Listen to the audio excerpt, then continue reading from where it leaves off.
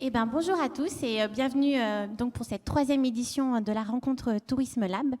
Je suis Marion Denot, je suis la responsable de Tourisme Lab Nouvelle-Aquitaine et je suis vraiment ravie de vous accueillir aujourd'hui en ouverture des rencontres du e-tourisme. Alors le Tourisme Lab, ça fait déjà 2 ans que ça existe. On a parcouru beaucoup de chemins. Et en fait, aujourd'hui, il y a toute une offre de services et je remercierai jamais assez, en tout cas, toutes les personnes qui travaillent avec moi au quotidien pour que ce Tourisme Lab existe. Aujourd'hui, il y a une belle communauté aussi d'entreprises et de start-up qu'on accompagne. Vous les découvrirez tout à l'heure lors des pitchs start-up. Et puis, vous pourrez aussi les rencontrer dans le village start-up qu'il y a dans la salle ambassadeur. Et donc, au programme de la journée, donc on va commencer par une keynote, donc une petite introduction de 10 minutes autour de la gestion des flux touristiques. S'en suivra une table ronde avec différents acteurs qui proposent des solutions adaptées. Après, on ira faire un petit coup de projecteur sur des initiatives inspirantes. C'est un format qu'on avait initié l'année dernière et que vous aimez bien en général. Donc, on va voir dans d'autres secteurs d'activité ce qui se passe et comment ça peut vous inspirer dans vos métiers. On ira déjeuner après. Cet après-midi, on aura une keynote autour de la décarbonation de l'hôtellerie. On accueillera notamment Emmanuel Petit, le fondateur des hôtels Eclos. Et s'en suivra également une table ronde, avec du coup des solutions, en tout cas des acteurs qui viendront vous parler de la façon dont ils traitent le sujet. Il y aura un pitch start-up, donc à la fois des start-up dans le programme d'incubation et dans le programme d'accélération du Tourisme Lab, qui viendront vous présenter leurs solutions ou leurs services innovants. Et puis on finira par un temps région et partenaire sur en tout cas la région et comment aujourd'hui on développe l'innovation en Nouvelle-Aquitaine. Alors pour commencer du coup cette journée, j'invite à me rejoindre sur scène Ayla Sindra, qui est chargée de mission aménagement au GIP Littoral.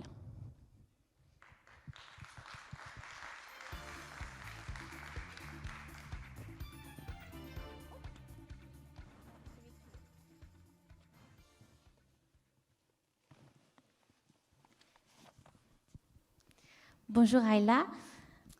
Donc tu es chargée de mission aménagement au GIP Littoral. Est-ce que tu peux nous présenter un petit peu le GIP Littoral et les missions aujourd'hui qu'il développe et qu'il porte ? Oui, donc bonjour à tous. Merci de m'accueillir d'abord à cet événement. Merci de me permettre d'introduire cette section. Je travaille au GIP Littoral, qui est une structure qui regroupe les services de l'État, la région, les 4 départements de Charente-Maritime, de Gironde-des-Landes et des Pyrénées-Atlantiques, ainsi que les intercommunalités du littoral de Nouvelle-Aquitaine, autour d'un projet qui s'intitule Littoral 2030, réussir la transition du littoral de Nouvelle-Aquitaine, qui constitue une sorte de feuille de route pour accompagner la transition des territoires et répondre aux enjeux spécifiques du littoral en matière de préservation, d'aménagement et de gestion des espaces littoraux. Donc, en fait, le GIP Littoral est une sorte de boîte à outils qui est mobilisable par l'ensemble de ses membres et qui fournit un accompagnement en matière de production de connaissances et de données sur le territoire, de construction des différents projets de territoire et de coordination et de partage au sein de l'ensemble des acteurs du littoral. Au sein du GIP Littoral, vous menez des travaux en fait d'observation de la consommation des plages, notamment au niveau des flux. Est-ce que vous pouvez nous parler un petit peu des grands constats que vous avez pu observer ces dernières années ? Oui, alors nous, la manière dont on traite cette question de consommation des plages, c'est à travers une approche régionale des plages. Donc le GIP Littoral anime un dispositif régional en matière d'aménagement durable des plages depuis 2010, qui permet aux collectivités qui le souhaitent de pouvoir requalifier ces espaces qui constituent par ailleurs le cœur de l'offre balnéaire. Pour donner un chiffre, ce sont 10 millions de visites par an en période estivale sur toutes les plages d'Aix-Aquitaine. Dans la grande majorité des cas, on a affaire à des sites qui ont été aménagés il y a 40 ans, dans les années 80, donc sur un modèle qui est plutôt daté et qui a besoin d'évolution. C'est des sites qui ont été conçus sur le modèle du tout voiture, donc avec des grands parkings littoraux, des parkings sur la dune. Aujourd'hui, on ne va plus à la plage uniquement pour la baignade, comme c'était le cas à l'époque. Les usages sont différents et se sont diversifiés, se sont développés. Et puis aujourd'hui, on a des préoccupations environnementales qu'on n'avait pas forcément à l'époque. Et on a à disposition des nouveaux principes en matière de gestion environnementale qu'on peut appliquer. Donc la priorité à cette époque, en termes de réaménagement, était d'accueillir tout en assurant la sécurité et en préservant l'environnement. C'est toujours le cas aujourd'hui. Mais ce modèle qui a conçu la grande majorité de nos plages ne correspond plus aujourd'hui à la manière dont on a envie, dont on veut et dont on consomme le littoral aujourd'hui, dont on consomme la plage. Et donc, comment vous les accompagnez, ces stations balnéaires, aujourd'hui, à se réinventer et à imaginer, en tout cas, un autre aménagement du littoral? En fait, si je peux donner un exemple très concret d'accompagnement, on a étudié un secteur en particulier sur les plages de Gironde les plus proches de la métropole bordelaise, sur lesquels on a pu dresser un certain nombre de constats.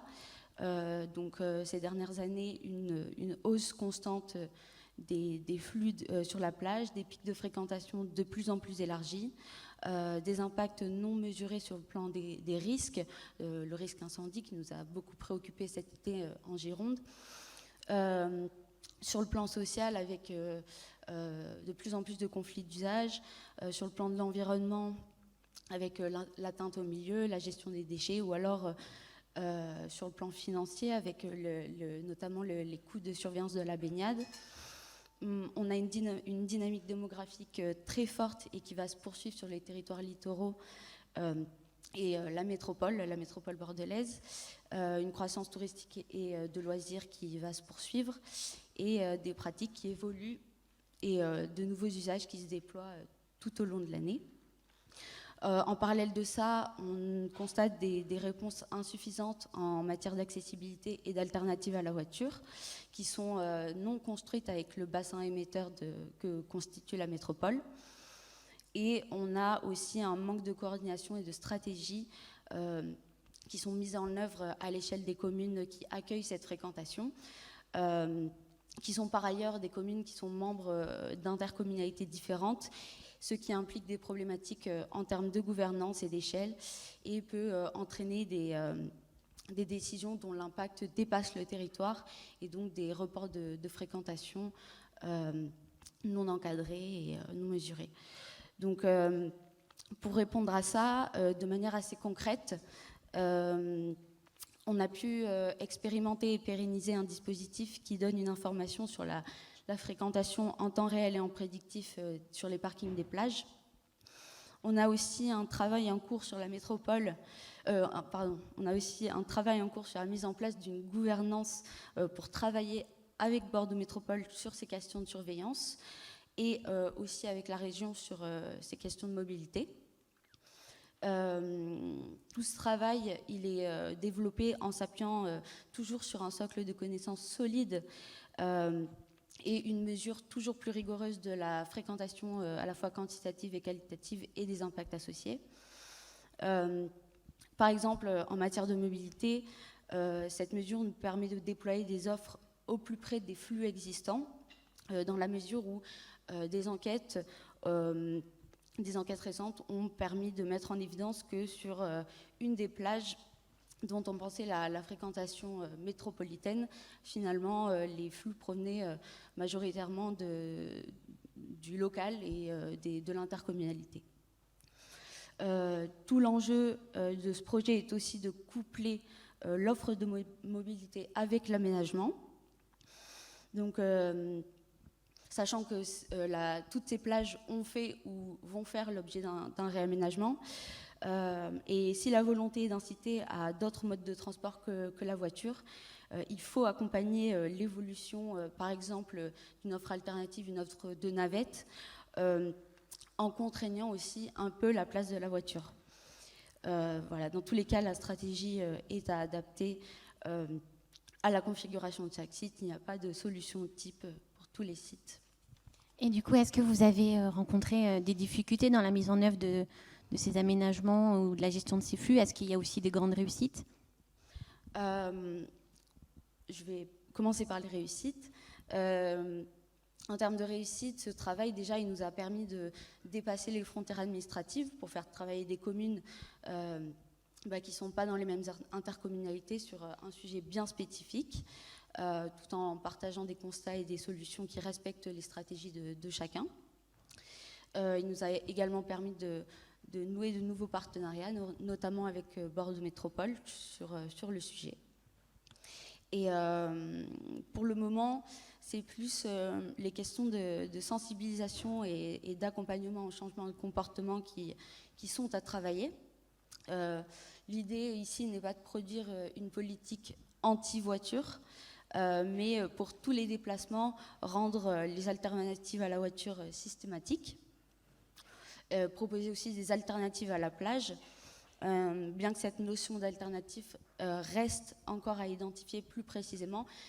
Qu'est-ce qu'une alternative à la plage? Est-ce que c'est une autre plage? Est-ce que c'est un autre lieu de baignade?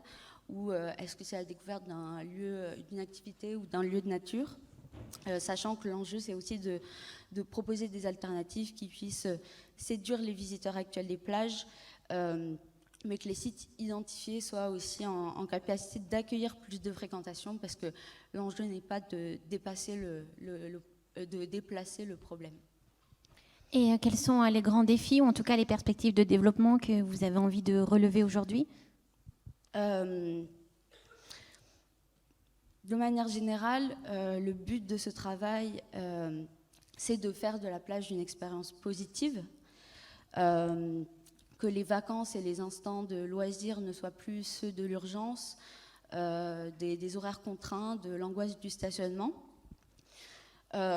Sur la plage aussi, pouvoir passer d'une notion de surfréquentation à une notion de fréquentation soutenable, notamment au regard des moyens consacrés à la surveillance de la baignade, à la protection incendie, à la protection des milieux.